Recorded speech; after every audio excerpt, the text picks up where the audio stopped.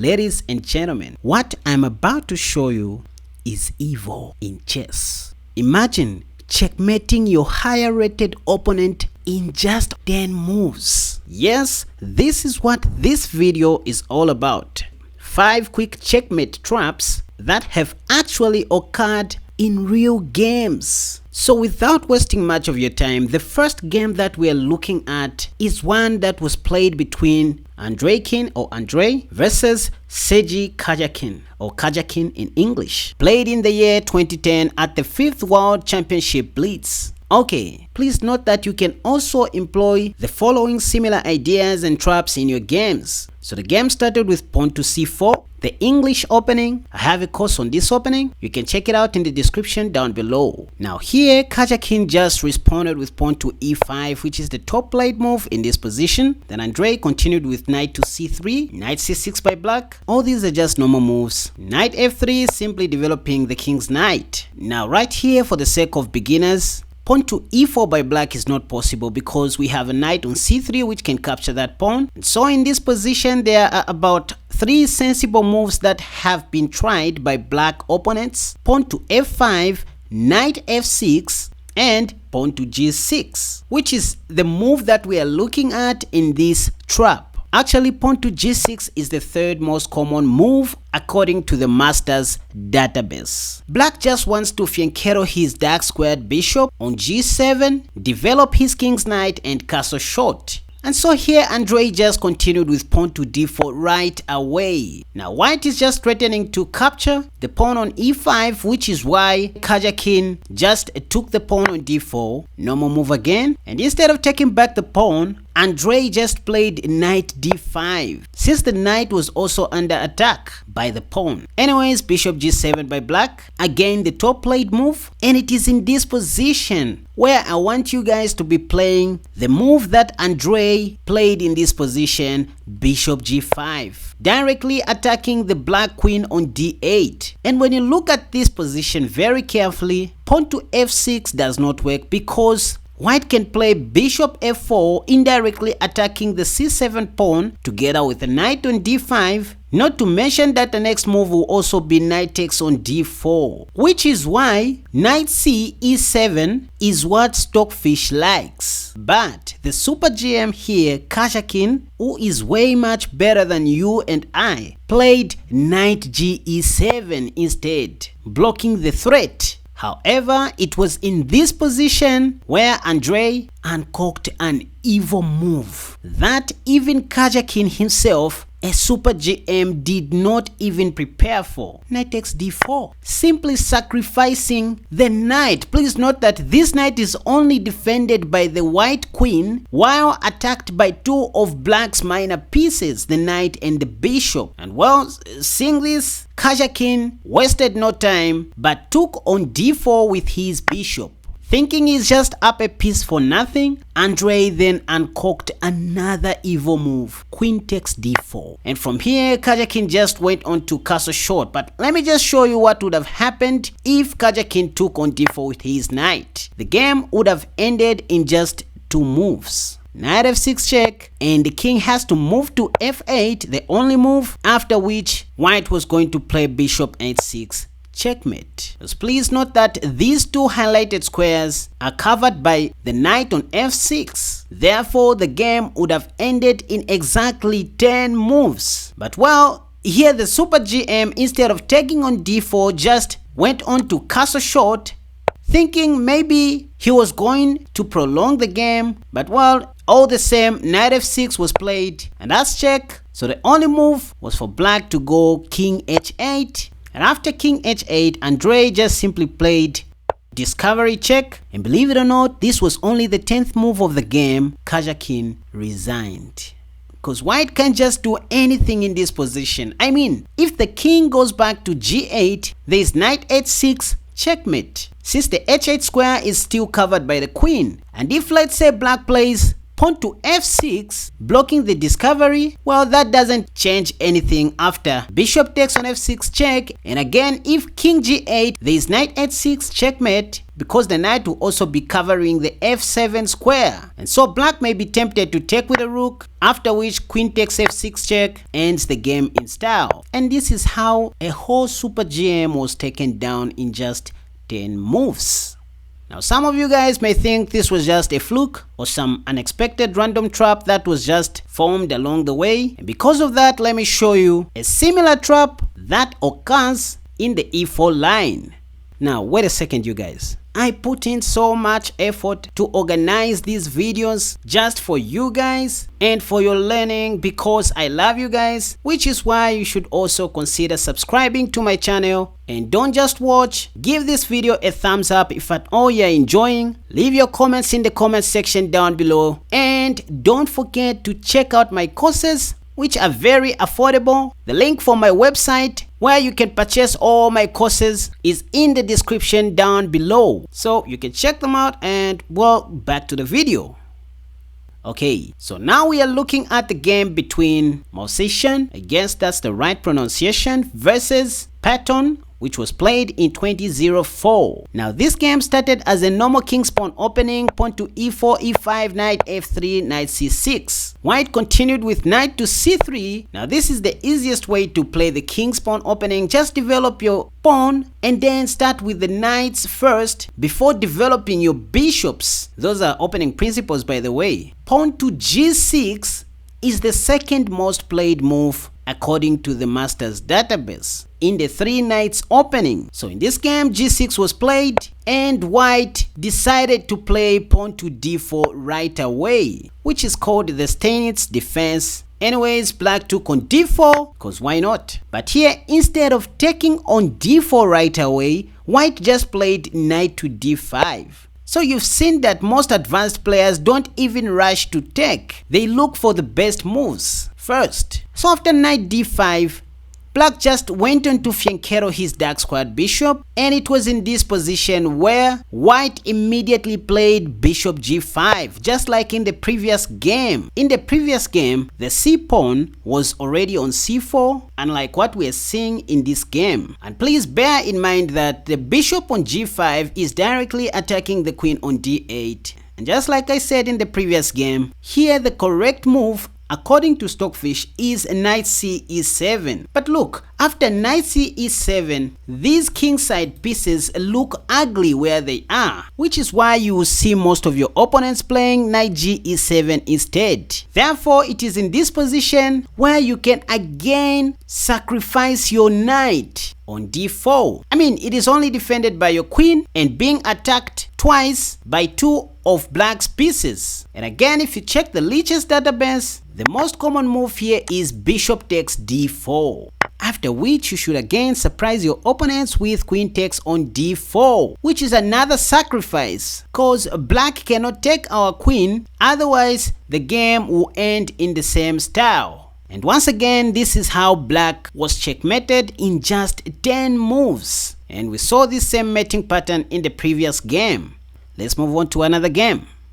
Now this is another funny game that was played between 2 strong chess players, Medina, a 2570 rated chess player, versus a FIDE master, 2474 by rating. So here the FIDE master was having black pieces. Let's see how his untitled opponent took him down in just 7 moves. This was a classical match played on Lichess, by the way. White started with pawn to d4, then the FIDE master replied with the Dutch. In this position, the most common moves are pawn to c4, knight c3, knight f3, pawn to g3, and bishop g5. But in this position, I want to show you another crazy trap that I want you guys to be trying against your opponents. Pawn to e4. Now this is called the Staunton Gambit. Now believe it or not, position is equal according to Stockfish in this position, even after black takes on e4, which is the top played move. Again, most white players continue with knight to c3, a normal move, just simply attacking this pawn on e4. I will show you how that goes in another video, but in this video, what I recommend you to do, especially in your blitz games, is to play pawn to f3.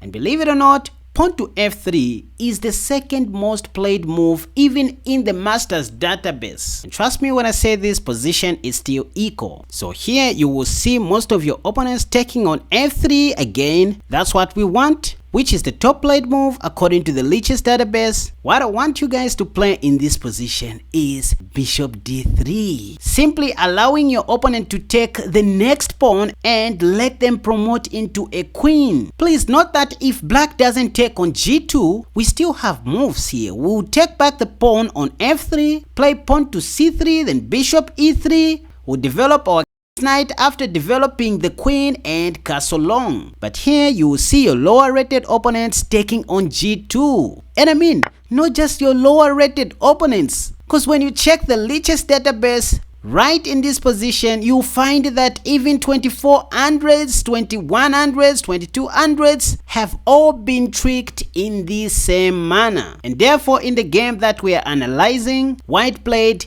queen h5 and the FIDE master resigned in just 5 moves. Because after pawn to g6 here, you just take with a bishop, h takes a g6 is forced, and then you mate with your queen.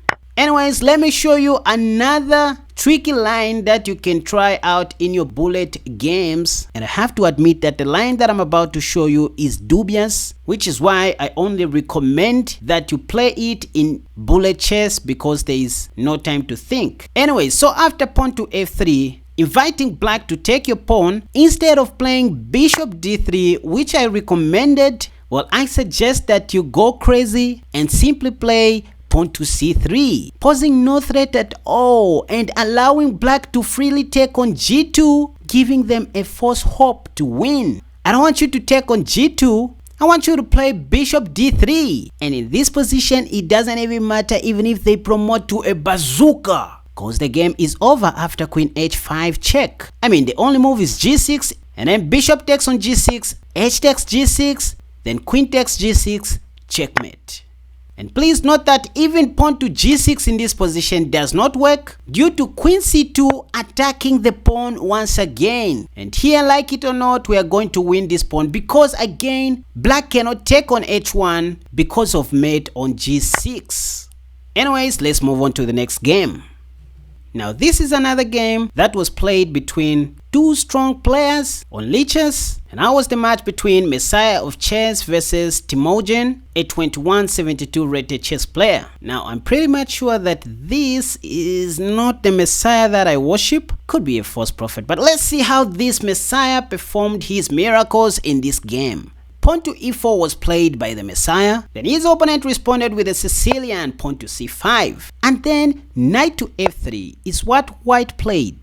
d6, the modern variations. By the way, this is not yet the Najaf variation. Black hasn't played pawn to a6 yet, so we have to wait. d4 was played by the so-called Messiah. c takes d4, knight takes d4, all these are just normal moves, going after the e4 pawn right away. Now, in this position, the most common move is knight to c3, simply defending the pawn on e4. But if you watched this video, which has popped up in the card above, you should know the idea behind bishop c4 in this position, where we just sacrifice our e4 pawn. And I can promise you that you are going to see most of your weak opponents here taking on e4, since that is just a free pawn. Now, it is in this position where I told you guys to be taking on f7 right away, which is more forcing, by the way. Now, instead of sacking on f7, in this video, I recommend that you play queen h5 first. The idea is the same, and that's why in this position, pawn to e6 is by far the most common move, completely blocking the vision of our light squared bishop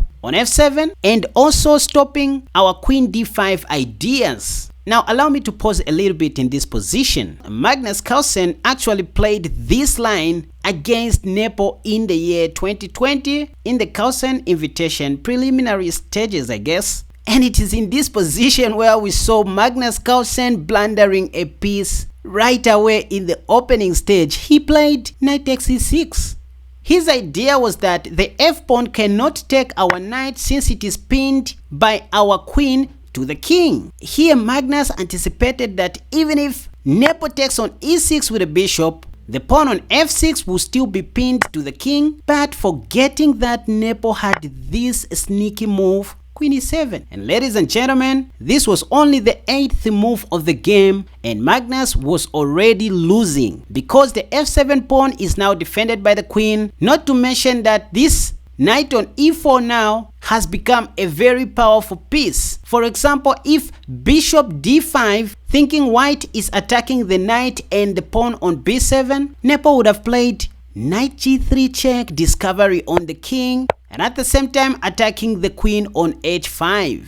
And so this is what Magnus Carlsen didn't see in this line, or maybe he just forgot it. And now you know, guys, that these are not just cheap tricks that I'm showing you, which is why you guys have all the reasons to subscribe to my channel and give this video 1,000 likes. Anyways, instead of what Magnus played here, which was knight takes on e6, the Messiah in the game that we are analyzing played a more miraculous move, bishop b5 check, which is the right continuation of this gambit. Now when you check the Lichess database here, bishop d7 blocking the check is by far the most common move. So now that the d7 square is occupied, that's when you are supposed to take on e6, just like what the so-called Messiah played in this game. Knight takes on e6, attacking the queen on d8. So if bishop takes on b5, the queen falls, which is why black in this position just played an in-between move, queen f5 check, thinking he is going to win the Messiah's bishop on b5 for free. But after bishop d2 covering the check, black realized that he cannot even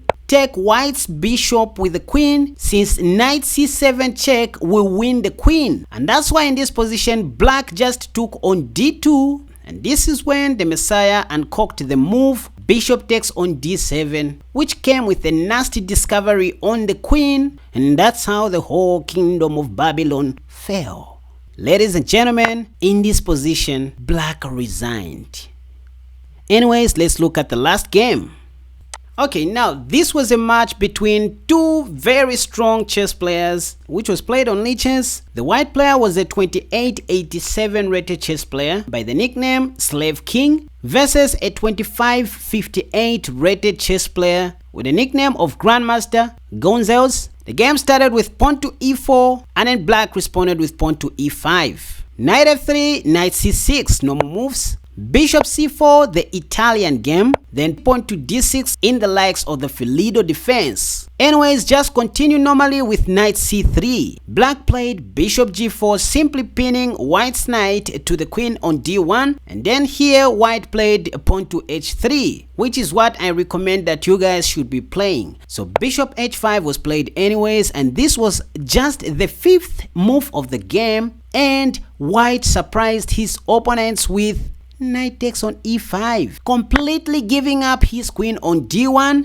And to my surprise, the 2558 self-proclaimed GM on Lichess took the queen on d1, losing the game in just 8 moves because the king has got no safe square to go to. Instead of bishop takes on d1, black may also play knight takes on e5. What should we do? Well, here we can just take the bishop on h5, and after knight takes on c4, it looks like black just won a piece for free, which is not the case because we have queen b5 check, and at the same time winning black's knight on c4 after pawn to c6, only move queen takes c4. And now you can see how fixed our pawn structure is. We have 8 pawns against black's 7 pawns. Anyways, and this is all for this video. If at all you guys liked this video, please don't forget to subscribe to my channel, and remember to hit the like button. Leave your comments in the comment section down below. Share this video if you can. And well, before I forget, don't forget to check out my courses. The link for my website is in the description down below, where you can purchase my courses with ease. Therefore, thank you for watching my video, and bye bye.